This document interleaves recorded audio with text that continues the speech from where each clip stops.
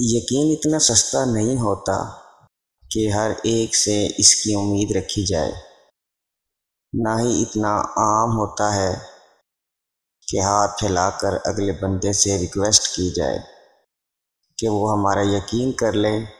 یہ ایک دلی کیفیت ہوتی ہے اور کبھی کبھی وعدوں یا قسموں کا محتاج نہیں ہوتا۔ کوئی چاہے کتنا بھی خوبصورت ہو، لیکن اگر وہ مخلص رہنا نہیں جانتا تو کچرا ہے۔ عورت پھول ہوتی ہے۔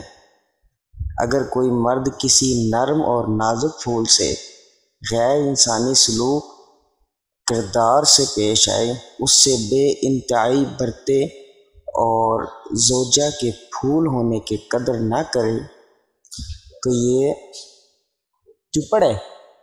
تو چپڑنا ہے وہیں آ جا کر یہاں۔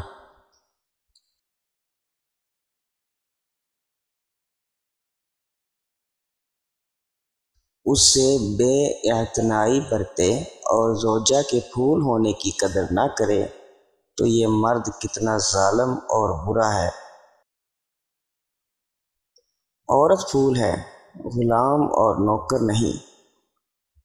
یہ عورت آپ کی ملازمہ نہیں ہے کہ جس سے آپ اپنی زندگی کے کام اور ذمہ داریوں کو اس کے نرم و نازک دوش پر رکھ دیں اور بعد میں اس سے باز پرس بھی کریں۔ عورت آپ کے ہاتھ میں ایک پھول ہے، حتیٰ اگر یہ کوئی مفکر یا سیاستدان ہی کیوں نہ ہو، لیکن خاندانی زندگی میں وہ ایک پھول ہی ہے اور پھول ہی تصور کی جائے گی۔